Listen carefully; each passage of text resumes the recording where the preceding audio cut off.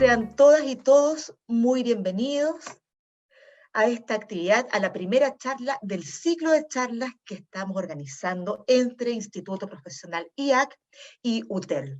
Esta primera charla dice relación con el impacto sociocultural, educativo, tecnológico y medioambiental a propósito de la guerra de Rusia a Ucrania. Y en este primer ciclo vamos a hablar del impacto en el mundo del trabajo para América Latina. Un tema que de una u otra forma nos toca a todos. Antes de comenzar, queremos pedirle a las autoridades de las respectivas instituciones que nos den la bienvenida y quienes les van a dar unas palabras. Por favor, Rafael Martínez, adelante. Bueno, primero saludar desde UTEL Universidad, a nombre de nuestro rector, Abiga Stoffenmacher, a nuestros amigos del IAC, una institución de amplia trayectoria y sobre todo, luego de lograr sus certificaciones de calidad, habla mucho de su modelo educativo pertinente y en la virtualidad, lo cual para nosotros nos llena de profundo agrado. Pues este panel internacional es una iniciativa conjunta que lleva por nombre, por cierto, el impacto sociocultural, educativo, tecnológico y medioambiental de la guerra de Rusia a Ucrania. Un tema que no es lejano y menos en un mundo que se conecta con rapidez. Y eso es algo que debemos tenerlos todos claros y es lo que pasa en cualquier parte del planeta. En este momento impacta en absolutamente todas las realidades. Locales, regionales, nacionales y obviamente mundiales. Así que esperamos que este panel sea del interés de las personas que están participando y que se conectan también desde varios países, sobre todo para sensibilizar en un tema tan importante y tan lamentablemente actual como lo es la palabra guerra, que nos ha tocado a todos de diferentes formas. Así que, Pamela, muchas gracias al equipo del IAC por este espacio, por este impulso, y felicito a Andrea González, que se encuentra con nosotros haciendo lengua de señas, que me parece que es un acto realmente consecuente con lo que la educación virtual busca en temas de inclusión y demás. Adelante, por favor. Muchas gracias, Rafael. Bueno, así es, efectivamente, nos acompaña en esta oportunidad Andrea González, nuestra intérprete en lengua de señas, quien va a estar simultáneamente transmitiendo este panel, ¿verdad?, para todos ustedes. También nos saluda en esta oportunidad Marcelo Meléndez. Marcelo Meléndez es el director académico del Instituto Profesional IAC y quien nos quiere entregar unas palabras de bienvenida. Marcelo, adelante. Hola, buenas tardes. Gracias, Pamela. Gracias también, Rafael, y gracias, Andrea, por este recibimiento, ¿cierto? Por tu trabajo, Andrea. Es un gusto para IAC, un gusto también para mí, por supuesto, poder participar de esta actividad, poder haber desarrollado esta actividad en un contacto más latinoamericano de IAC también. Creo que tenemos que ir uniendo fronteras, ¿cierto? Y saltándonos esas fronteras. Eso que era, como internacionalista lo sé, ¿cierto? Antes era un delito esto de comunicarse violando la soberanía. Hoy día la soberanía en Internet es bastante dudosa, ¿cierto? La soberanía latinoamericana en este caso, participamos de esta actividad y organizamos esta actividad junto a UTEL, ¿cierto? Porque nos parece una maravillosa instancia de discusión, de análisis, frente a una situación triste, por supuesto. La guerra siempre es triste, la guerra no tiene ganadores, ¿no? Por mucho que así se nos presente. Una guerra que ha sido además televisada de una manera impresionante, ¿cierto? Se creía que la guerra de Irak había sido la más televisada durante mucho tiempo, pero uno prende la televisión en estos momentos, cualquier canal está transmitiendo siempre lo que sucede, la señora que vivía en la esquina, ¿cierto? El caballero que mataron a su hijo, puede ver la guerra en directo, escuchar los ruidos. Bien, y eso nos afecta comunicacionalmente a todos, nos afecta educativamente a todos, nos afecta también en términos académicos, ¿ya? Nos afecta en términos económicos, productivos, nos afecta cuando vamos a comprar los chilenos, ¿cierto? Vamos a comprar el pan a la esquina o vamos a cocinar algo, ¿cierto? Porque también las cosas han subido gracias a la guerra cuando nos conducimos en auto, etc. Por eso es importante esta discusión, por eso para IAC fue tan importante poder trabajar junto a UTEL en este planteamiento, ¿cierto? De este foro, de este seminario. Agradecemos el trabajo de UTEL, la excelente disposición, la simpatía también, ¿cierto? Con que nos han recibido, y esperamos que, bueno, sea una linda jornada, se repitan estas jornadas, no es la primera ni la última, ¿cierto? Y vamos a seguir trabajando juntos, estrechando lazos entre los países y estrechando lazos académicamente también. Bien, muchas gracias, Marcelo. Y vamos a iniciar, bien, tenemos dos grandes panelistas, una tremenda moderadora, ¿verdad? Es Alejandra Gandásegui, nuestra moderadora, y ella va a tener el honor de presentar a Fernando Arap y a Ivonne Harvey en esta oportunidad. Ale, por favor, adelante. Ale, bueno, debo decir, perdóname, la espontaneidad, esto de estar en vivo y en directo. Alejandra Gandásegui es la directora de la Escuela de Administración de Instituto Profesional IAC, y gentilmente, ¿verdad?, va a ser la moderadora en esta oportunidad. Ahora sí, Alejandra, adelante. Gracias, Pame. Para mí es un orgullo justamente dar inicio a estas nuevas conversatorios internacionales que estamos iniciando este año, en esta ocasión con UTEL, así que les damos muchas gracias por estar aquí. Y dentro de los panelistas, hoy tenemos dos muy buenos panelistas, y vamos a partir con Fernando. ¿Quién es Fernando Arap? Para quienes no lo conocen. Él es abogado de la Pontificia Universidad Católica de Chile, tiene un diplomado en Derecho del Trabajo y Seguridad Social, y es magíster también de la Universidad Católica de Chile. Es docente hace más de 12 años, tanto en cursos de pregrado como posgrado. Autor de diversas publicaciones y expositor en seminarios sobre el derecho del trabajo, seguridad social y mercado laboral, tanto en Chile como en el extranjero. Es una cara muy conocida, porque él fue subsecretario del Trabajo durante los años 2013 y 2014 y desde el 2018 al 2022. Actualmente él es socio fundador de un estudio de abogados, así que le doy la más cordial de las bienvenidas. Como bien le decía, él es bastante conocido, así que para que le saque el lustre y también puedan poner todas sus preguntas dentro del chat. Él va a enfocar justamente su charla a todo lo que ha cambiado el mundo del trabajo. Adelante, Fernando. Bueno, muy buenas tardes ya acá en Chile. Agradecerte, Alejandra, por la presentación. Saludar también a Ivonne, con quien vamos a compartir panel, a Pamela, obviamente a los representantes tanto de UTEL como de IAC, Rafael, Marcelo, y a Andrea González, que nos está acompañando, ¿cierto?, como intérprete en lengua de señas.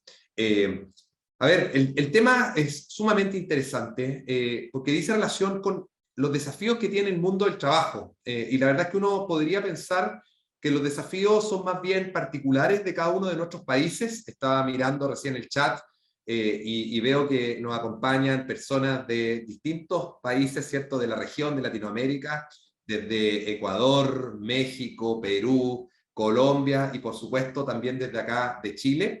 Pero la verdad es que cuando uno analiza cuáles son los desafíos que tiene el mundo del trabajo, la verdad es que nos vamos a encontrar que son desafíos bastante parecidos, ¿cierto? Con particularidades tal vez especiales dependiendo de la cultura de cada nación, pero en términos generales los desafíos son bastante generales.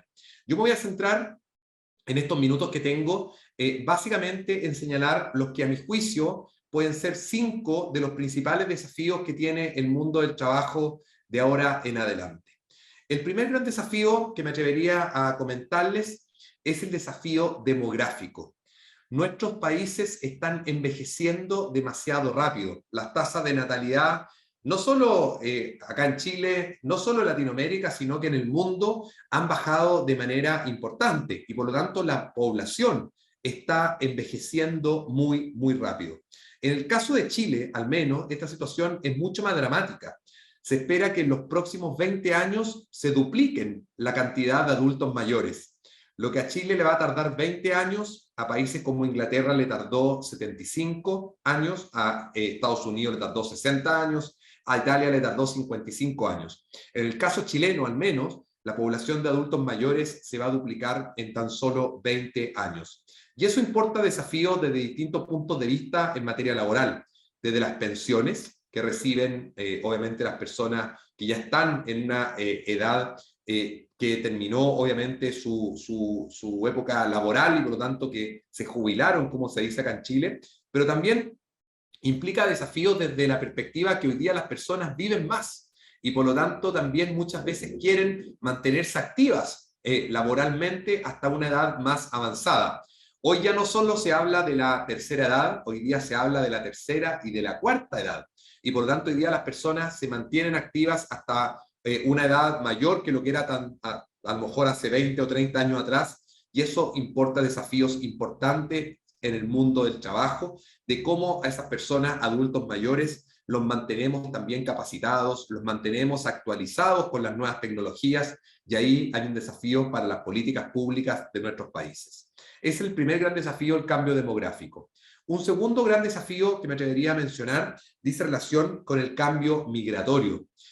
Nuestros países, y Latinoamérica no es la excepción, han visto un importante cierto aumento del flujo migratorio entre nuestros países. En algunos casos, obviamente, debido a la situación política, como ocurre, por ejemplo, en el caso de Venezuela. En Chile hemos recibido a miles, ¿cierto?, de hermanos venezolanos y venezolanas que han venido a nuestro país, ¿cierto?, por así decir, escapándose, ¿cierto?, de la situación política que tienen hoy día en su país. Y por tanto eso también ha significado un flujo migratorio importante.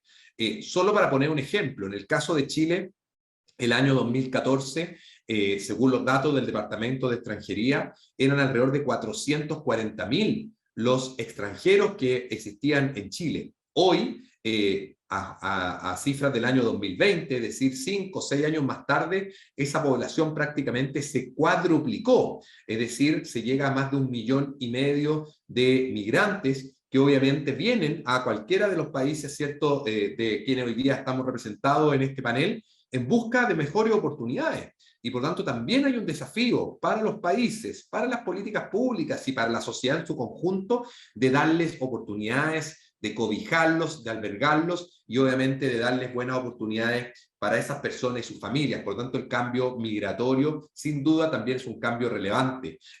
Además, en el contexto de esta charla, hoy día estamos hablando, ¿cierto?, de la guerra, de la invasión de Rusia a Ucrania. ¿Cuántas personas hemos visto, principalmente en Europa, que han tenido que arrancar derechamente desde Ucrania a países vecinos como Polonia, ¿cierto?, Estonia y otros, para poder, obviamente, cobijarse y dar seguridad a sus familias ante la guerra? Y nuestros países en Latinoamérica no son ajenos a esa realidad, y seguramente más temprano que tarde también tendremos personas refugiadas desde aquellos países que vienen a nuestros países de Latinoamérica en búsqueda de no solo de oportunidades laborales, en definitiva en búsqueda de una seguridad que hoy día no les puede dar los países donde están viviendo, precisamente producto de la guerra. En tercer lugar, como tercer gran desafío, me atrevería a decir que está el cambio climático. Qué duda cabe que el cambio climático ha impactado y va a seguir impactando de manera muy potente las formas de empleo que hoy día existen en nuestros países. Según la Organización Internacional del Trabajo, la OIT, se estima que serán alrededor de 18 millones de empleos los que se van a generar producto de la transformación energética.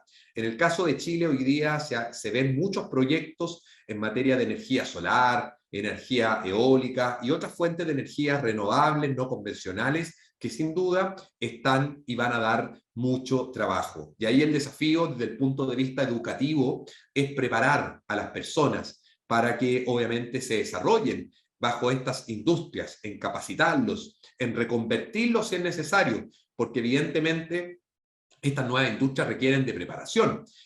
Hoy día en Chile tenemos en el transporte público lo que se llaman los buses eléctricos, y tuvieron que traer a personas, especialmente desde China, por ejemplo, para que hicieran toda la mecánica de los buses eléctricos. Y por lo tanto hay un desafío ahí también como país, y seguramente en otros países también pasa, de capacitar a técnicos nacionales en la mantención, en la reparación, en la programación, obviamente de todas estas nuevas formas de energía y de trabajo, en definitiva, que se están dando producto del cambio climático y la protección que tenemos que hacer todos juntos del medio ambiente.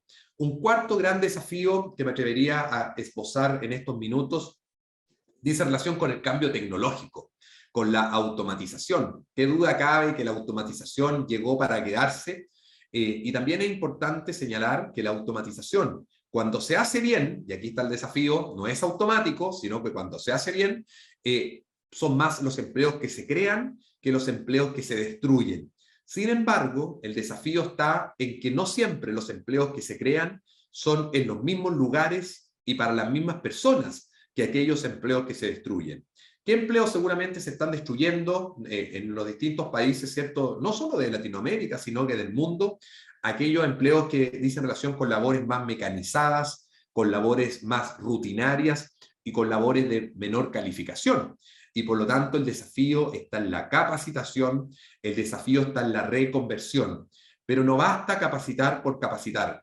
Tiene que capacitarse en aquellos oficios que hoy día requiere el mundo del trabajo.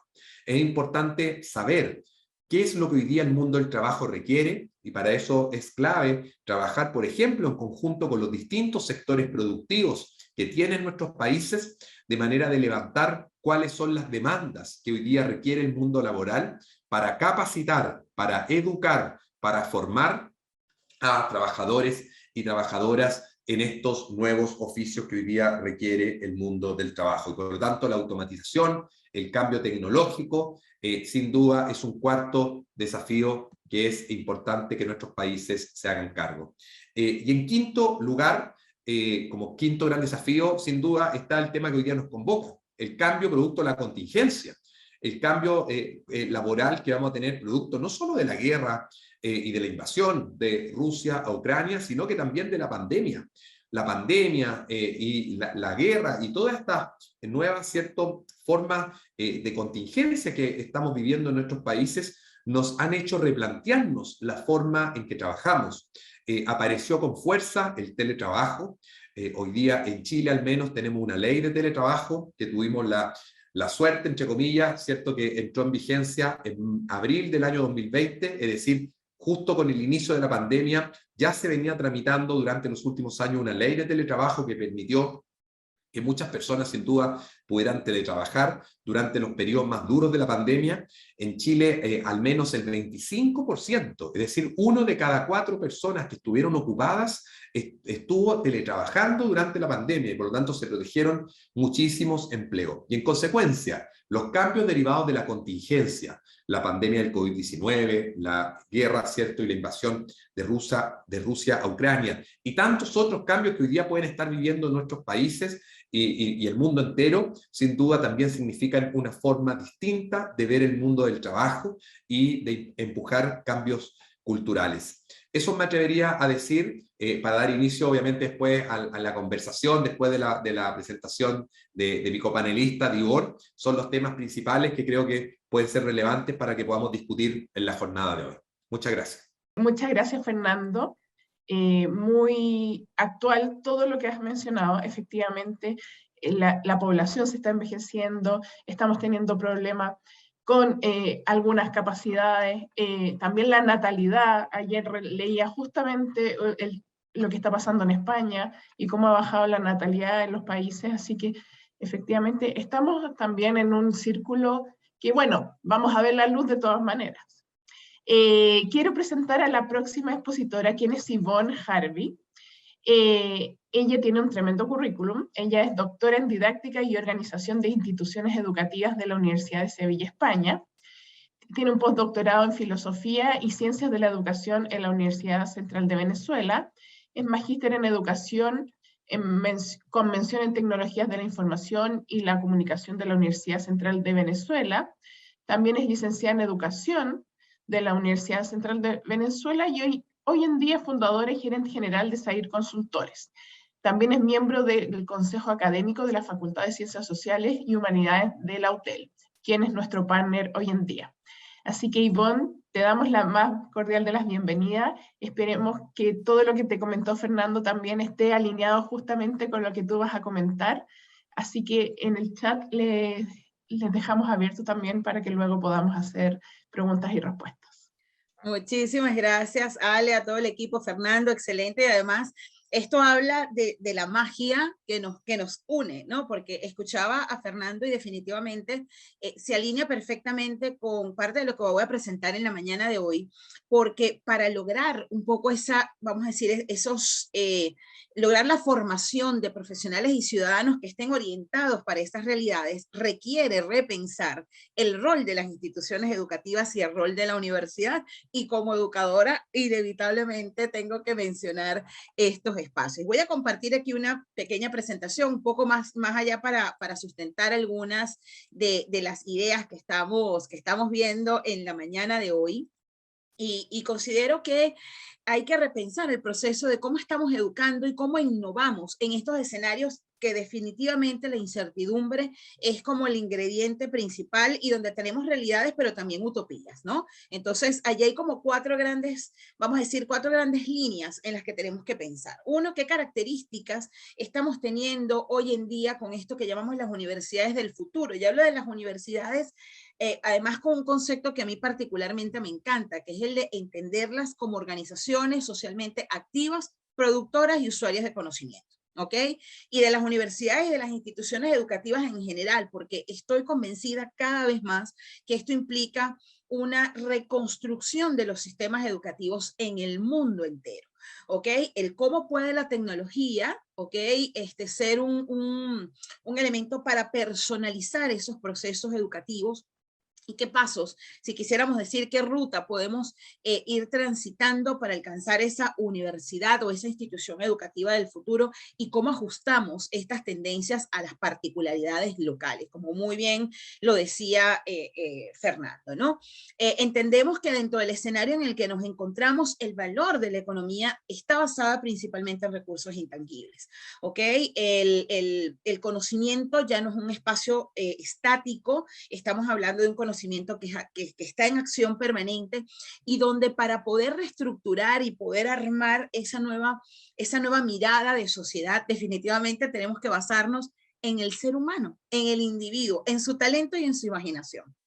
Poder pensar en esas carreras del futuro, poder pensar en cómo formar una ciudadanía capaz de entender ese mundo que hoy día estamos a puertas quizás de un cambio totalmente trascendental a través de una guerra que está dándose segundo a segundo y que la vivimos además como protagonistas, ya no solo como visores de esa realidad, sino como protagonistas de todo el hecho, pero también realidades como las que nos ha tocado vivir a través de la pandemia, ¿no? Entonces, eso puso sobre la mesa una característica que, si bien no es un término nuevo, la incertidumbre se convierte en uno de los saberes que debe tener el individuo y que debemos nosotros considerar en la formación de profesionales. Y estos son algunos datos que son importantes y que además calan perfectamente con lo mencionado por Fernando. En el mundo entero, al día de hoy, hay más de 10 millones de personas totalmente apátridas, es decir, donde se les han negado derechos de nacionalidad y derechos conexos a su propia condición de ser humano y a esta declaración de derechos humanos que rige el desarrollo de la humanidad. Hay 49 países, por ejemplo, que al día de hoy, año 2022, carecen de leyes, por ejemplo, que protejan a las mujeres contra la violencia doméstica. Estamos hablando de más de 1.000 millones de personas que están legalmente invisibles, ¿ok? Porque no hay manera de probar quiénes son, porque hay una grave situación en temas de documentaciones, y esto estamos hablando de una vulnerabilidad que alcanza a menores de 14 años que nunca han sido registrados y que no sabemos de que no hay manera de saber que existen a nivel legal, ¿ok? Hay 46 también % de países, hay 46 países, perdón, también que tienen un 30% más de escaños de mujeres que pertenecen a los parlamentos y a la vida política, ¿ok? pero también tenemos una realidad perenne y sobre todo en nuestros países latinoamericanos que tiene que ver con la corrupción, el soborno, la evasión de impuestos, que si sumamos eso estamos hablando de 1.6 billones de dólares que pudieran ser invertidos en aspectos que apunten definitivamente a estos nuevos escenarios de desarrollo. Y no menos importante, un aproximado de unos 68.5 millones de personas que han sido forzosamente desplazadas. Y no solamente desplazadas desde el contexto, vamos a decir, de las situaciones políticas, hablamos ahora de la guerra, pero también estamos hablando de desplazados que ya se están dando al día de hoy por temas de sostenibilidad y por problemas graves ambientales que se están generando en el mundo entero. Esto implica entonces que pensar en una universidad del futuro tiene que ser una universidad, una institución educativa que minimice y que tome en consideración que estamos en un contexto donde la discriminación de género es una realidad, que los procesos migratorios cada vez van en aumento, que necesitamos fortalecer el desarrollo sustentable y sostenible, más allá de pensar solamente en las energías renovables, sino cómo generamos una real cultura y generamos acciones que favorezcan estos espacios, cómo asumimos la responsabilidad democrática como un sistema real y verdadero que hasta la fecha, desde mi perspectiva, y lo dice una migrante que ya tiene 5 años fuera de su país, todavía el día de hoy no ha logrado realmente el cometido de alcanzar esa libertad para todos y para todas y ese nivel de desarrollo que tanto necesitamos, que la resolución de conflicto tiene que convertirse en una habilidad que los ciudadanos y los profesionales de estas nuevas generaciones tienen que tener, que la transparencia debe convertirse en un pilar fundamental en el actuar desde los pequeños espacios donde nos encontremos en la familia hasta lo que nosotros hagamos en los contextos generales donde nos desenvolvamos, y que hay aun cuando yo he tenido el honor de pertenecer a una organización como las Naciones Unidas, desde el voluntariado creo que tenemos que hacer una redefinición de los derechos humanos, porque tenemos distintas generaciones a las cuales tenemos que darle respuesta. Entonces, ¿qué implica? De que tenemos que tener una formación universitaria abierta, adaptativa, global e híbrida, que me preocupa en estos escenarios que estamos hablando de la vuelta a la normalidad, ¿ok? Y en escenarios además donde sí hemos pasado por un proceso de pandemia y pareciera que dimos como una pausa, hicimos como un paréntesis en la película que nos ha tocado grabar en vivo y directo a todos los ciudadanos en el mundo. Estamos ahorita en el tema de la guerra, que por supuesto está afectando nuestras dinámicas de vida. Pero me pregunto en ese concepto y en estas realidades en las que estamos viviendo si realmente hemos aprendido de todo lo que nos ha ocurrido. ¿Ok? Escuchaba a muchas personas decir, bueno, volver a la normalidad. Yo decía, no, yo no quiero volver a esta normalidad. Yo quiero volver a un escenario distinto, donde entendamos estas nuevas dinámicas y donde aprendamos de los errores, de aquellas cosas que no logramos y que realmente se conviertan en oportunidades de mejora, ¿no? Que necesitamos el desarrollo de entornos creativos, ¿ok? Ya no es pensar en esa clase presencial con toda la estructura, pero esto nos pone de frente una carta importante sobre la mesa, que es el tema de las brechas existentes, sobre todo en nuestros países latinoamericanos, ¿ok? Porque hablamos de culturas ideales, de sitios ideales, de clases ideales y del e-learning, que no es un proceso nuevo, y aquí estamos muchísimos colegas que estoy segura que hemos vivido ese proceso de transición, pero que en definitiva, cuando vamos a la cancha, cuando estamos en esta realidad, nos damos cuenta que todavía existen muchísimas cosas por resolver. Que la investigación debe convertirse en un pilar importante para lograr, por ejemplo, esos avances a nivel del desarrollo social. Hace un rato viajé a Colombia y regresé, fíjense, eso es lo bueno de la virtualidad. Estaba en un congreso que me habían invitado en Colombia y precisamente estábamos hablando del tema de la investigación. ¿Cómo está cambiando? ¿Qué tanto nosotros confiamos y aportamos a la investigación? En aproximadamente no más del 8% de los países invierten menos del 1% del Producto Interno Bruto para desarrollar los procesos de investigación. Y es que esos son elementos claves para poder generar también nuevas ofertas y nuevas soluciones a las problemáticas que tenemos. Y cómo además, desde esta característica y en esas funciones que tiene la universidad, como lo es la docencia, la investigación y la extensión, pensamos estamos en unas universidades distintas. Y ya hay experiencias como la que estamos teniendo, por ejemplo, en UTEL, como lo que estamos haciendo a través de la IAC, en donde estamos pensando en un campus que dibuja las fronteras y que nos hace estar, ser y pertenecer sin importar en el sitio donde estemos. Entonces, una mirada a una universidad que apuesta al emprendimiento como un factor importante, a la globalización y a una cultura que nos permita interactuar. Y 3 palabras claves que siempre, además las presento porque creo que hay que reforzarlas.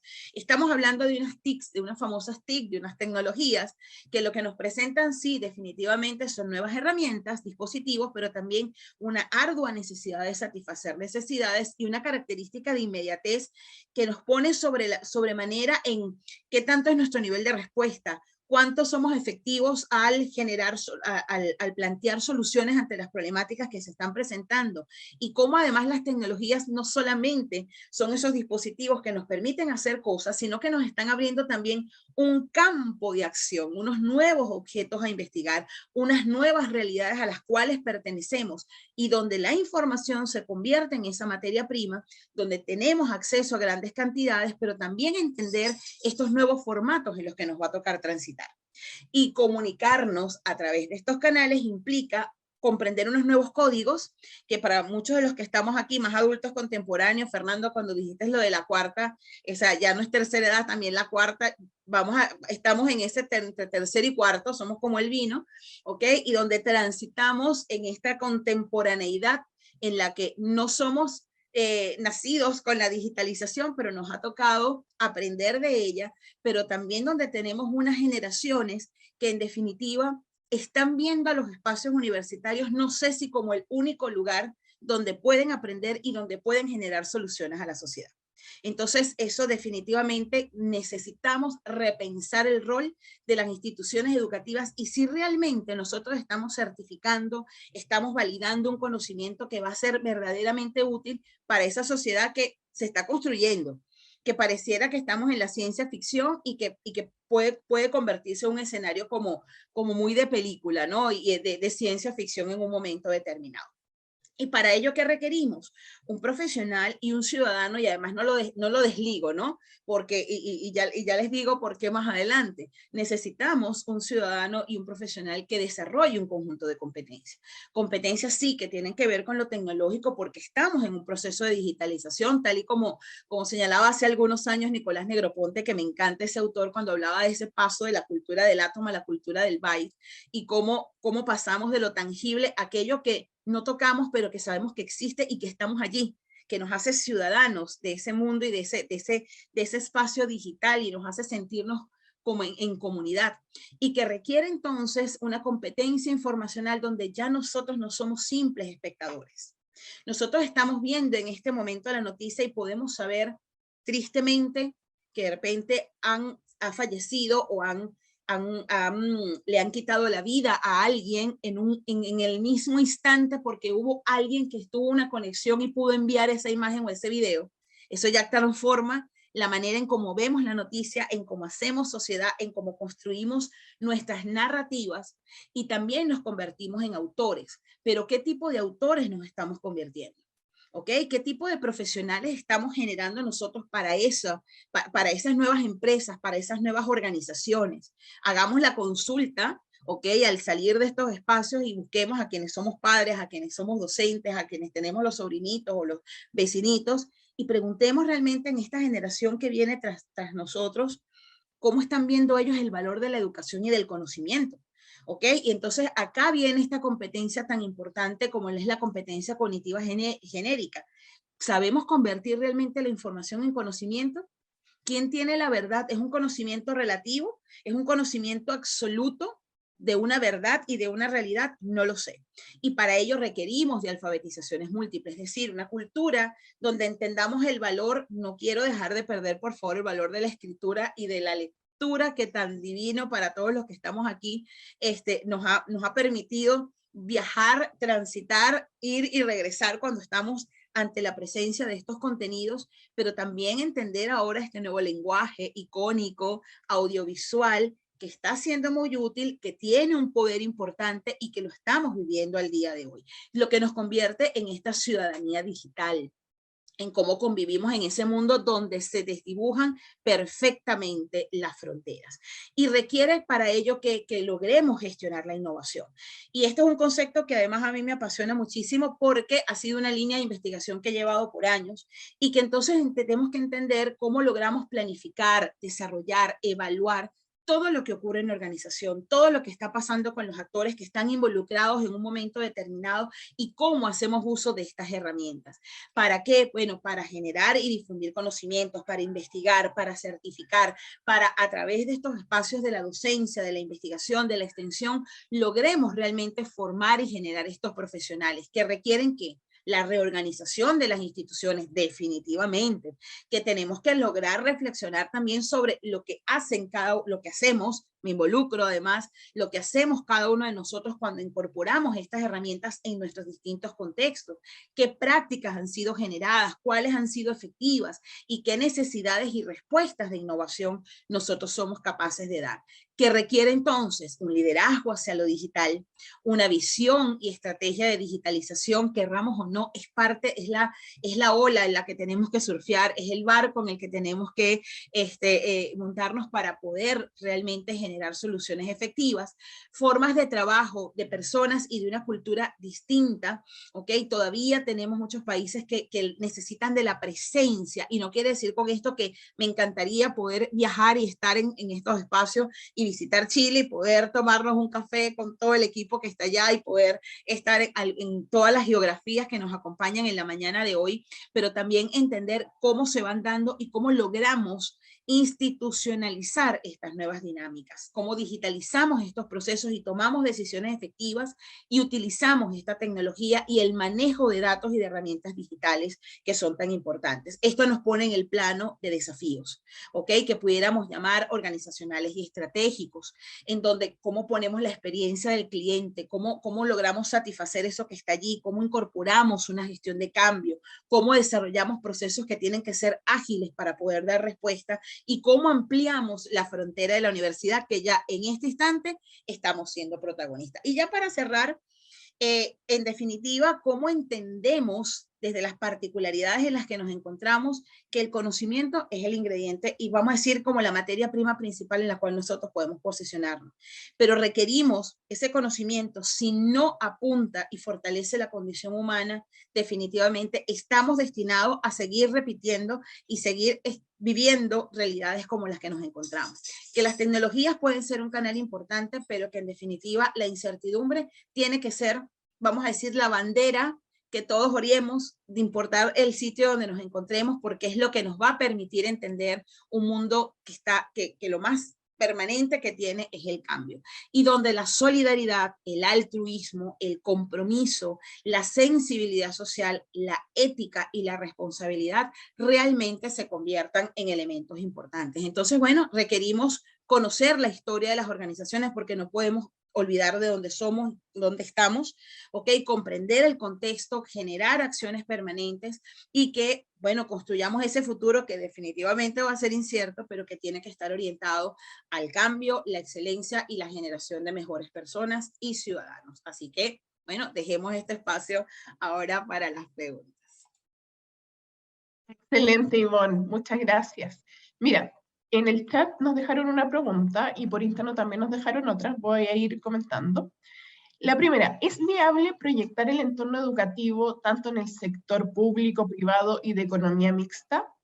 ¿Es igual o diferente pero equitativo para cualquiera de los dos? Las preguntas son para que los dos complementen. Sí, a ver, yo primero felicitar a Ivonne por su presentación. Yo creo que efectivamente hoy día el entorno educativo tiene diversos desafíos. Lo decía muy bien Ivonne sobre las competencias que se requieren tanto en el mundo de lo público como en el mundo de lo privado. Y si uno tuviera que incluso empezar a focalizar cuáles son estas competencias, yo creo que la presentación de Ivonne dio, como se dice acá, en el clavo en varias de estas competencias que son importantes. Por una parte, las competencias digitales y tecnológicas, creo que son cada vez más relevantes en un mundo globalizado como el que tenemos, las competencias digitales y tecnológicas. En segundo lugar, los idiomas. es cada vez más importante también avanzar en idiomas. Y tercero, las competencias socioemocionales, las denominadas habilidades blandas, habilidades transversales del siglo XXI, como se le quiera mencionar.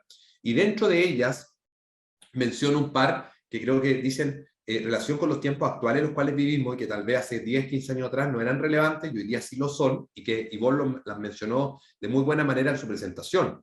Tener competencia en materia de equidad de género. Creo que hoy día entornos educativos, entornos privados, entornos públicos que no entiendan que la equidad de género es algo no solo deseable, sino que es el desde, ¿cierto? O claramente están llamados al fracaso si no lo tienen asumido. Los temas de diversidad también creo que son súper importantes, y los temas de inclusión. Y por lo tanto yo creo que es bueno tener ese mix, ¿cierto? Para los entornos en que nos desarrollemos, ya sean entornos educativos y ya sean entornos, ¿cierto?, del mundo del trabajo, tanto en lo público como en lo privado. Y allí quiero agregar, además, Fernando y a Raúl, que hizo el planteamiento, ¿no? Hablar de instituciones educativas al día de hoy ya no solamente es pensar en el espacio de las cuatro paredes o de la institución tal y como la conocemos desde hace muchísimo tiempo, ¿ok? Ya hay espacios no formales, ¿ok? Es decir, que no necesariamente están optando, no están orientados a dar la titulación, ¿ok? Política y administrativamente hablando, sino que tenemos un espacio de formación que trascendió, ¿ok? Y que eso implica entonces que desde las propias organizaciones, sean públicas o privadas, cada una con sus intereses, cada una desde lo que tienen que ofrecer para satisfacer al público en el que se encuentren, requieren vamos a decir, un currículum distinto. Un currículum que no solamente esté orientado a conocimientos, que sí va a ser siempre útil que entendamos el lenguaje y la ortografía y que entendamos los procesos básicos matemáticos, van a ser definitivamente conocimientos totalmente útiles, pero que se requieren otro tipo de competencias porque la caducidad de ese conocimiento es demasiado veloz. Y cuando ya yo he terminado o he alcanzado esa meta, ya aparecieron 10 cosas nuevas más. Entonces, bueno, ¿cómo formamos para la resolución de problemas? ¿Cómo formamos esto que tú dijiste, Fernando, de las habilidades socioemocionales es clave? Lo que estamos viviendo hoy en día en el mundo es en definitiva una crisis de valores, una crisis que tiene que ver con la formación. Ivonne, y ahí de la mano, justamente acaban de hacer una pregunta que va alineado con lo que tú mencionaste. ¿Cómo lograr los cambios políticos que no necesariamente van de la mano con los cambios pedagógicos y tecnológicos? Esa es una pregunta así como de examen, o sea, que pudiéramos llevarlo a los parlamentos de los países donde nos encontremos.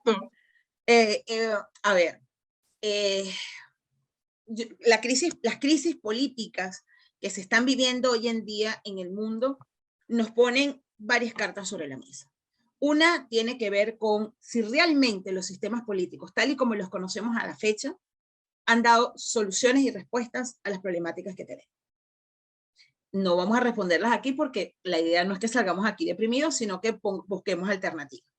Entonces, necesitamos definitivamente una formación política distinta. Y yo tengo esperanzas, o sea, porque no me quedo en las generaciones que no han hecho nada. Tengo esperanzas porque tengo mucho tiempo, o sea, tengo ya rato, desde hace un par de años, trabajando en temas, por ejemplo, de voluntariado, ¿no? Desde el voluntariado de las Naciones Unidas, aquí en el Perú, cuando hicimos los Juegos Panamericanos y Parapanamericanos, y actualmente con el Bicentenario del Perú. ¿Y por qué digo esto? Porque además desde el voluntariado estamos viendo una acción ciudadana que definitivamente rompe con todos los esquemas. Y ahí, cuando yo veo generaciones de distintas, primera, segunda, tercera y cuarta edad, para utilizar el término que nos puso Fernando sobre la mesa de esta nueva clasificación, estamos viendo personas que realmente sí es posible hacer el cambio. Entonces tengo la esperanza de que esta sea la generación que más adelante pueda dirigir las naciones. Quiero tener la esperanza y voy a trabajar en ella como madre, como docente y como ciudadana. Así que bueno, ya veremos. Nosotros vimos también en las presentaciones que se hablaron de las TICs, de los temas socioemocionales, de los idiomas, pero también me gustaría preguntarles a los dos, ¿qué disciplinas ustedes vislumbran, por ejemplo, tendrán mayor empleabilidad de cara al futuro? Sí, si quieres, comienzo. A ver, es una difícil pregunta porque ya en la respuesta anterior algo esbocé respecto de cuáles son las competencias que creo que más se requieren, ¿cierto? Competencias digitales y tecnológicas, idiomas, competencias socioemocionales, temas de inclusión, diversidad y perspectiva de género. Ahora, si uno ve las disciplinas, yo creo que es importante potenciar lo que se conoce como las denominadas carreras STEMs, ¿cierto? Que son las carreras de las ciencias, las tecnologías, la ingeniería y las matemáticas. Pero ahí hay un desafío que tienen nuestros países, al menos en el caso de Chile, desconozco la situación en los demás países, pero me imagino que debe ser similar. Tenemos que hacerlo con perspectiva de género. Lamentablemente, quienes hoy día están estudiando estas carreras STEMs son principalmente hombres. En el caso de Chile voy a poner un par de datos sobre la mesa que creo que son súper importantes. Hoy día ingresan más mujeres que hombres a la educación superior en Chile. 54% mujeres, 46% hombres. Por lo tanto, hoy día las mujeres están ingresando a estudios superiores más que los hombres. Pero si uno analiza el caso de las denominadas carreras STEMs, ¿cierto? De las ciencias, tecnología, ingeniería y matemática, menos del 20% de la matrícula de esas carreras son mujeres. Y por lo tanto, el 80% de esas carreras son hombres. Al contrario, las carreras de la educación y la salud es a la inversa. Son principalmente un 80% mujeres y menos de un 20% hombres. Por lo tanto, creo que hay un desafío de género, de cómo motivamos, cómo también terminamos con determinados sesgos culturales. ¿Cuántas veces hemos escuchado, cierto, a nuestros, en los colegios, que a los niños y a las niñas más pequeños se les dice es que los hombres son buenos para las matemáticas, pero las niñas son buenas para, no sé, para el arte, para la cultura, para otras actividades, y por lo tanto hay un sesgo de género que creo que tenemos que eliminar. Cuando uno ve hoy día, además, en términos mayoritarios, quién está creando la inteligencia artificial en el mundo, son mayoritariamente hombres, ¿cierto? Hay mujeres que lo están haciendo, pero son mayoritariamente hombres. ¿Y qué hace la inteligencia artificial? Toma decisiones por nosotros en base a algoritmos. Y esos algoritmos están siendo creados con un sesgo de género, que no digo que sean ni mejor ni peor, pero tiene un sesgo de género. Y por tanto creo que hay un tremendo desafío. Y lo otro súper importante, no perdamos de vista, lo decía Ivonne hace un rato, que esto avanza muy rápido, que lo que estamos conversando hoy día, tal vez en 5 años más, ya esté obsoleto. De hecho, hay varios estudios que señalan que el 65% de nuestros hijos, ¿cierto? De nuestros niños que tienen menos de 8, de 10 años, va a trabajar en oficios o en actividades que hoy día ni siquiera existen. Y por tanto, también eso es un tema muy relevante. Esto va avanzando de manera muy dinámica, de manera muy, muy rápida, y creo que el hacerlo con perspectiva de género, sin duda nos va a ayudar a eliminar la brecha. Nunca vamos a eliminar la brecha de género si no avanzamos en estas materias de incluir más mujeres en este tipo de carreras, y además es un tema que nos podría dar para una conversación completa, que es el tema de la corresponsabilidad. Nuestros países no tienen corresponsabilidad, las labores domésticas, las labores de cuidado, no solo del cuidado de hijos pequeños, del cuidado de adultos mayores, del cuidado de personas enfermas, recae principalmente en las mujeres, y por eso las mujeres han sido las más afectadas, ¿cierto?, por la pandemia del COVID-19 en nuestros países, porque han sido quienes han tenido que renunciar a sus trabajos, dejar de lado sus trabajos por estas labores de cuidado.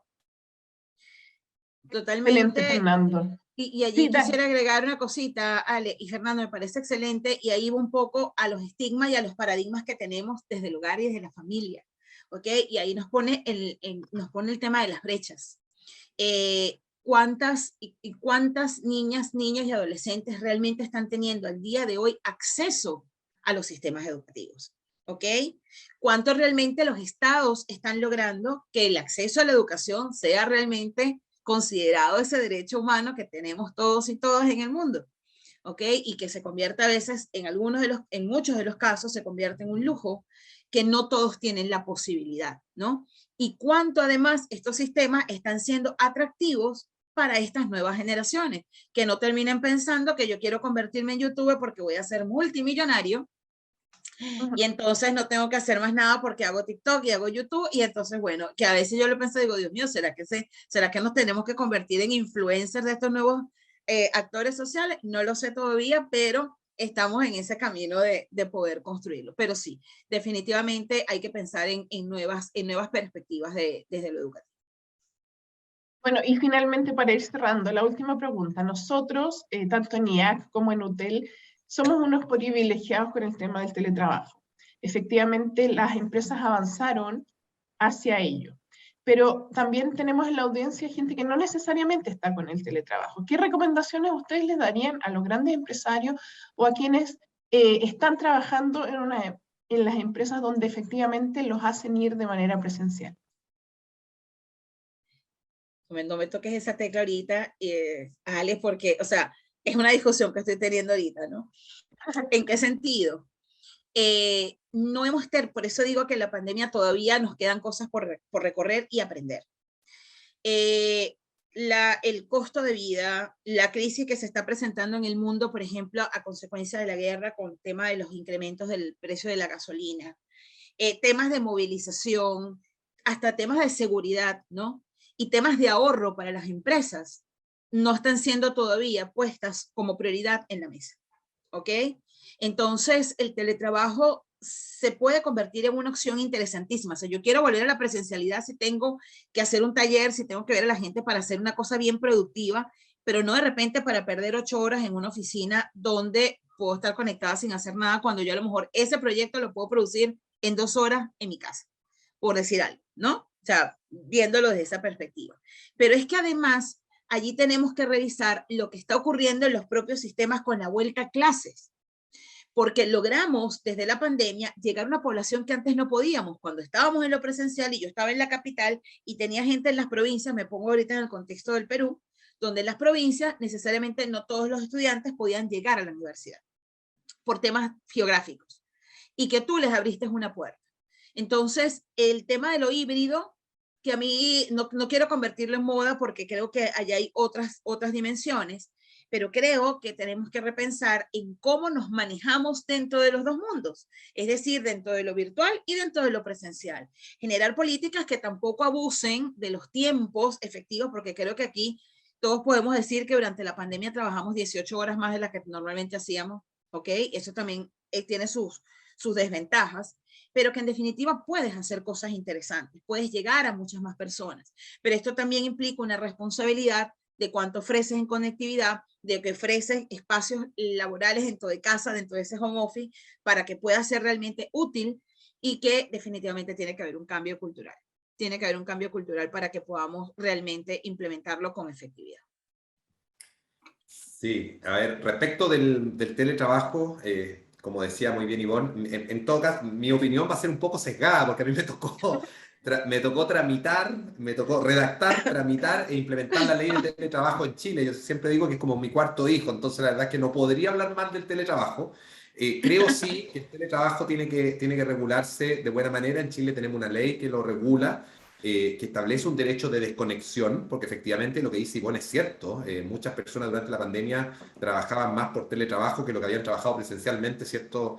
Pre-pandemia, y por tanto hay temas que hay que regular.